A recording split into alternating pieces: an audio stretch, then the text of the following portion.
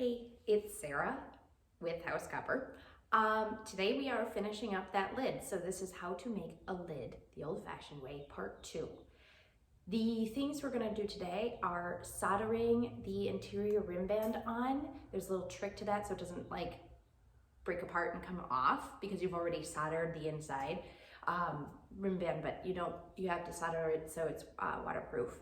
And then we are going to be making the little clover leaf handle and popping that on as well, and you will have a traditional 17 to early 1800s lid. So without further ado, we're going to go over to solder that inside, and then while it cools, we'll start working on that handle.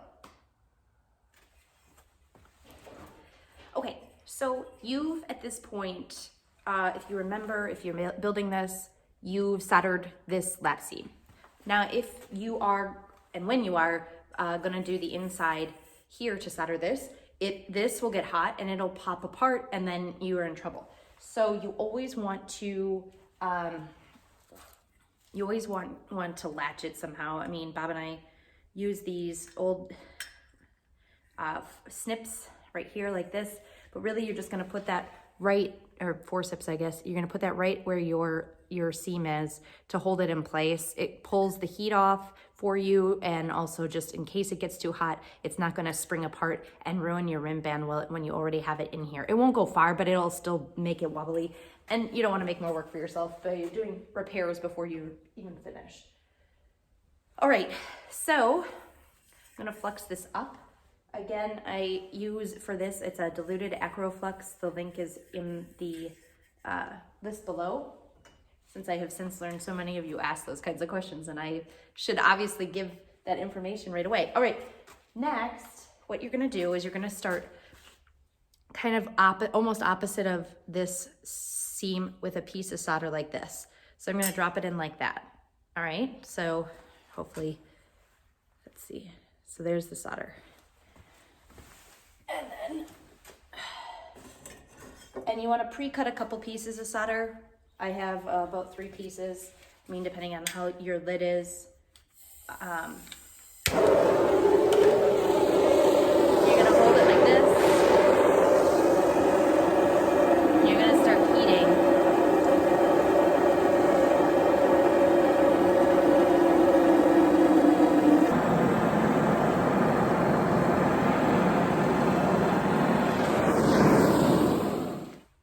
So hopefully you saw how I kind of was able to use the torch to go all the way around like this and then run the solder so that it is all the way around. I'll wash the flux out, but there you go. So now this is sealed, waterproof, and my seam did not run, which is ideal.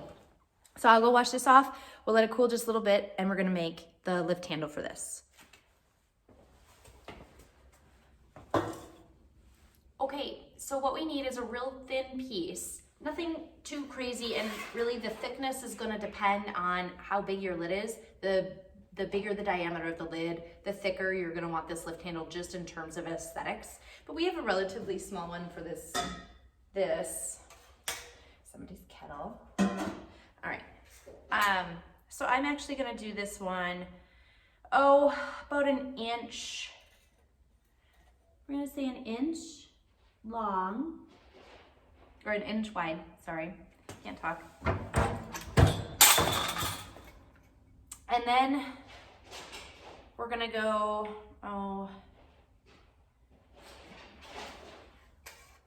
it's pretty small, isn't it? We're gonna say, a nice average for a 4-inch,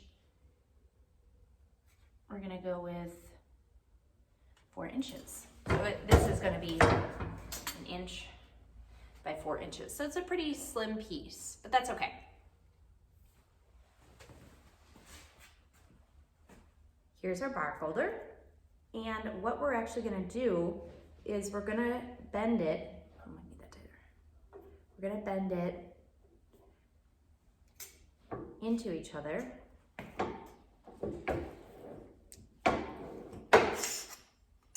To create, I know this is just one of many handles you can do. There's really no right or wrong handle, but as you can see, now we've got a piece that's been bent in both ways. And that's what we're gonna use now on the needle case stake. This right here is a needle case stake, so named because guess what they used to make with it? Needle cases. Anyway, you're gonna go on the skinny end of this and you're gonna do the middle bend of the clover first and then the two sides after that. But you wanna kind of get that, I'm trying to think, get it in the middle. Okay, looks like the middle. I do so much eyeballing. And then you're going to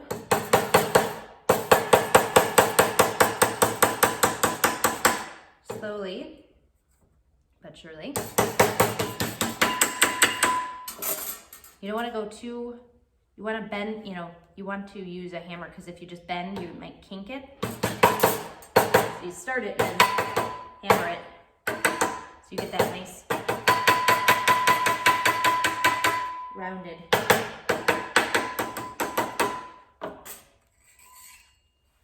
Rounded look. Hopefully you can see that. Then you're gonna take the opposite. So you're gonna take it like this. You have the curve on the other side. Oh, and we're gonna wanna close this. Where's my, here we go.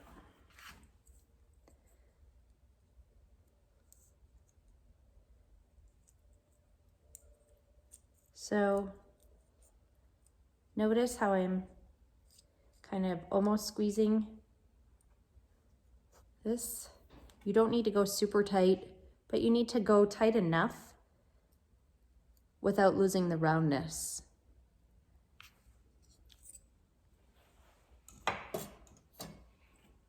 Nothing too crazy. If you feel you need to bend it one way or another, you can use whatever you're using for your stake, but you essentially want to have a little loop like this. Then you're going to take out the flanges. You can tell I had a cold. So now that you've gotten, and actually, I think I need this to be a little bit more precise here. Go a little tighter. But then you've got your loop. It's almost like making a hinge, but not, because you're bending the arms out. Ooh. So you're starting to create, see how this comes out, and then we'll do it to the other side. This is the putsy stuff. So again, take this, take it here, get that, and my bench is being wobbly today, so it's not helping.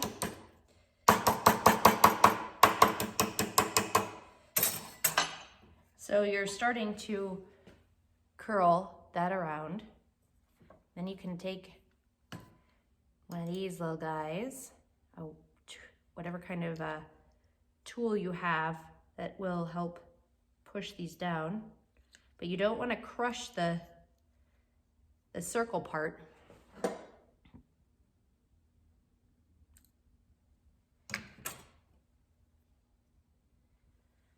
think it needs to go in a little further.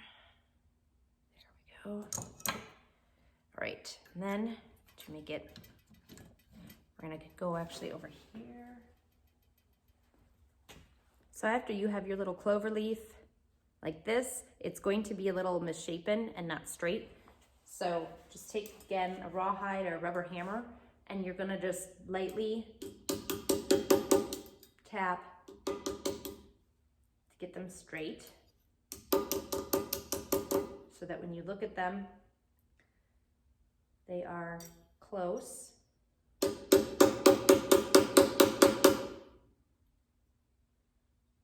And not quite, so that when you look at it the long way, it's straight. And then you have your little cute cloverleaf handle. So now what you want to do is you want to take your little cloverleaf that you made and you want to again clamp it right in the middle like that. You see how I tightened it? So you're gonna want to do that and hold it like that. One, it gives you a place to hold when you solder, and two, it makes sure that it looks nice and tight on the lid. Now, this has been discolored. At this time, if you really want, you can polish it. Bob often polishes it now. I don't mind doing it after the fact, but you can always polish off some of the oxidation at this point before you attach this on. It's up to you. But for this particular thing, we're just gonna slide on over and solder this on. Now the solder you're gonna wanna use is regular solder, but if you can tell, I've taken a small piece and I've hammered it really thin so that I can slide it where I wanna put on my lid. So what I'm gonna do is figure out where about I'm gonna put this. Right in the middle. There's a lot of eyeballing with this. And then I'm going to put the little pieces of solder right there in the flux. So if you can see, they're sitting in the flux. Then I'm going to start heating it.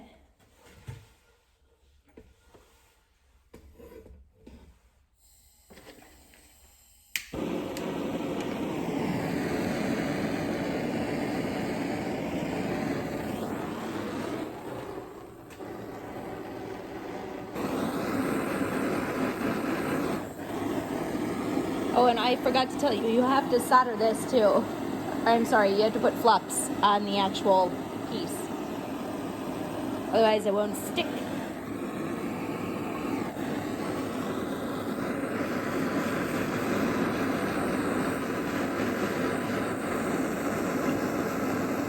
Don't go anywhere. Come on. I need to slide, ladies.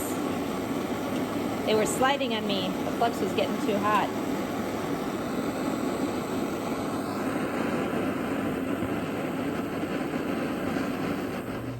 Okay, so now you can see why I used really little pieces of solder, because I'm trying to blind solder this on. So there's no solder running anywhere. It's all just hidden underneath the two clovers, the clover leaves. So, and I mean, obviously you have to be a little quick about that, because if you get this too hot, your interior solder is gonna get overheated and it's gonna start running and you're gonna have it falling apart or dripping everywhere. So you definitely wanna make sure you kind of move a little fast, you watch it, and holding this on it helps. Again, it's a heat sink, so it'll pull the heat, you know, as it's getting put on. Okay, so that is how to make a lid, part 2. Doing the old-fashioned 17 early 1800s patterns. It's really just the math. You can make a lid for almost anything if you know the math. I will say a few words. The bigger the lid, the more trouble it's going to give you, because you're going to be moving the most amount of material. So the bigger the diameter, the trickier the burrs are going to be, the trickier the raising is going to be, just because for some reason, the larger diameter circles are just a pain to deal with. And it's something that I learned. Bob always says, it's just this truth, when you're moving that much metal, like when you're using the burring machine and everything like that, it just gets wobblier for some reason. So if that happens, it's not you, it's the copper. And yeah, you can, of course, ask questions down below. Go back to how to make a lid part 1 if you missed that. And if you have any other comments, please don't be shy. I'm always happy to discuss all of this. I know I sometimes take like several weeks to respond. Again, it's not you, it's me. I just can't juggle it all. All right, so don't forget to subscribe and tell everybody about how amazing coppersmithing is. And you can find me again on Instagram at House Copper, or on Facebook at House Copper. And I look forward to seeing you next time.